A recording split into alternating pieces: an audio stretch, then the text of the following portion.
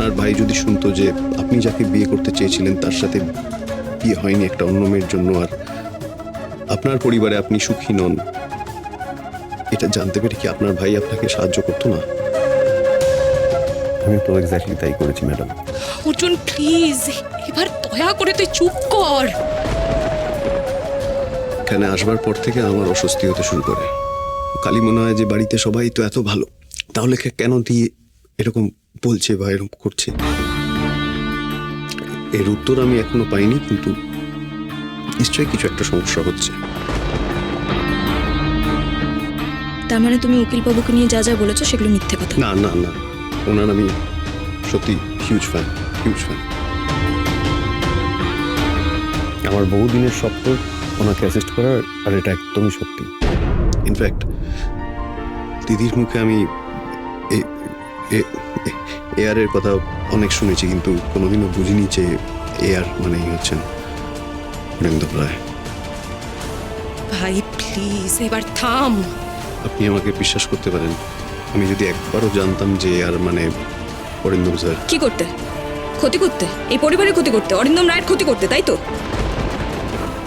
দিদির সিচুয়েশন শুনে আমি একবারও ভাবিনি বাকি কোনো কিছুর ব্যাপারে। বহুদিন আমার ওর সাথে কোনো কন্ট্যাক্ট ছিল না। দেশে ফিরে আই রিয়েলি রিগ্রেট ম্যাম, আমি ভুল করেছি। ট্রাস্ট মি, আমি আমি আমি স্যারকে তো গুরু হিসেবে মনে করি। আপনাদেরকে চেনার পর ম্যাম প্লিজ বিলিভ মি, আমার দিদির পাশে থাকা ছাড়া আর কোনো ইন্টেনশন ছিল না।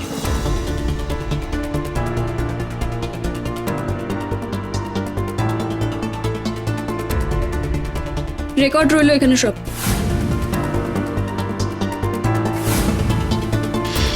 তোমরা ভাই বোন মিলে এতক্ষণ যা যা বললে সব এখানে। এবার আমি এটা নিয়ে কি করব সেটা নয় পরে ভাববো। আপাতত অর্জুন, আমি তোমাকে ছেড়ে দিলাম। আর এখন আমাদের পারফরমেন্স। এসো, দেখো কি হয়।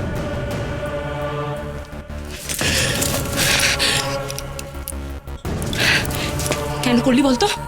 কেন কেন এসব কথা বলতে গেলি তুই? আরে দুদিনের পরিচিতির জন্য তুই আমাকে চিট করলি? না ভাই না, আমারই বুঝতে ভুল হয়েছে। তোর ওই ইন্ট্রোটা শুনে আমার তখনই বুঝে যাওয়া উচিত ছিল। আরে আমাদের আর কোনো উপায় ছিল না দি, অহমটে বলে দেওয়া ছাড়া আর কোনো উপায় ছিল না। আস্তে কথা বল, কি করছিস কি? আর প্লিজ প্লিজ আমাকে এসব বেকার কথা বোঝাতে আসিস না তুই।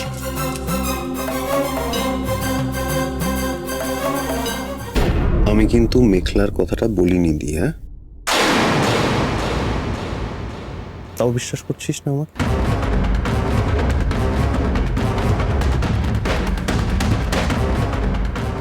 লোক তোকে না বিশ্বাস করলেও আমাকে বিশ্বাস করবে,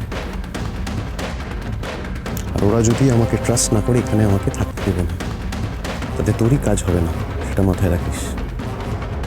ও আরেকটা জিনিস আমার মনে হয় we should go right now.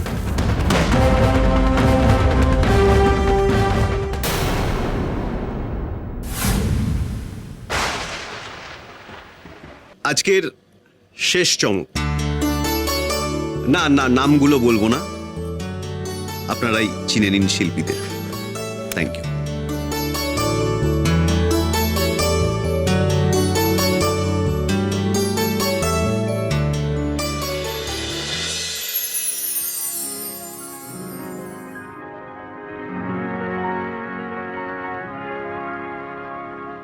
এই তো হেথায় কুঞ্জ ছায়ায় স্বপ্ন মধুর মোহে, এই জীবনে যে কটি দিন পাবো, তোমায় আমায় হেসে খেলে কাটিয়ে যাব তোহে, স্বপ্ন মধুর মোহে।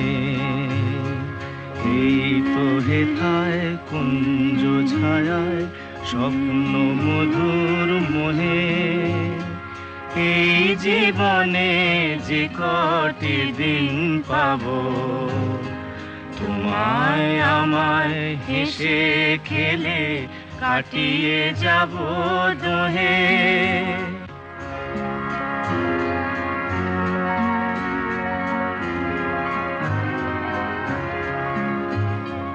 কাটবে প্রহর তোমার সাথে, তোমার সাথে কাটবে প্রহর তোমার সাথে, হাতের পরশ রইবে হাতে, রইব জেগে মুখোমুখি মিলন আগ্রহে, স্বপ্ন মধুর মোহে।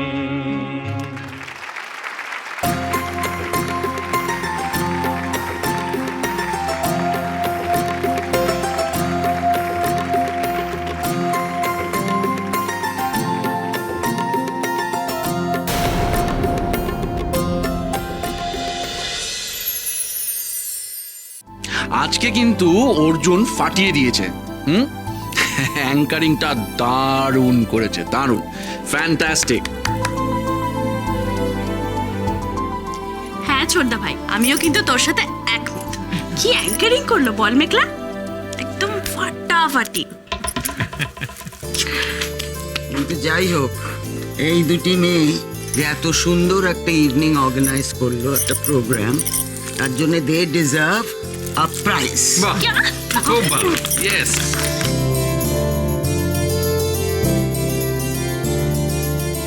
উকিলবাবু, বলছিলাম কি যে আপনি আপনার অ্যাসিস্ট্যান্ট হিসেবে অর্জুনকে ডাকতে পারেন। আমার এই বিষয়ে আর কোনো আপত্তি নেই। রিয়েলি? আরে क्या बात খুব ভালো, আমার পক্ষে খুব ভালো হলো, আমার চাপটা কমবে। That's nice.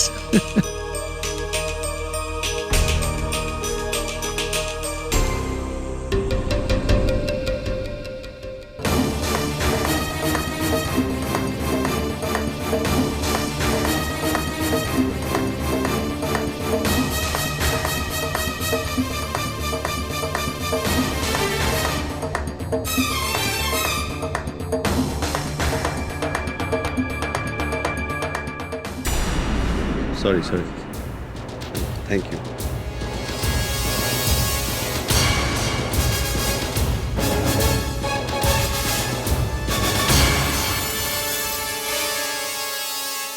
অর্জুন যদি সত্যি কথা বলে থাকে তাহলে তো ভালো, আর যদি মিথ্যে বলে বা পরে আবার কোনো চালাকি করার চেষ্টা করে, সেটা আটকাতে অর্জুন আর রোহিণী দি দুজনকেই চোখের সামনে রাখতে হবে।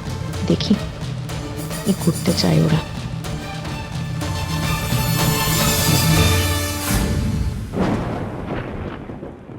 বিশেষ করে উকিলবাবু তোমার উপর পুরোপুরি বিশ্বাস করে, তাই আমি চাই না যে উনি কিংবা এবারের কেউ ঠকুক। আপনি একবার শেষবারের মতন আমাকে বিশ্বাস করে দেখুন।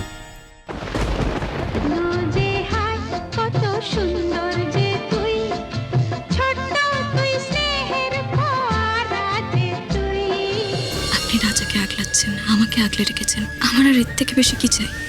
আমি শুধু চাই তুমি ভালো থেকো। এই তুমিটাই থাকুক, কেমন? Good night.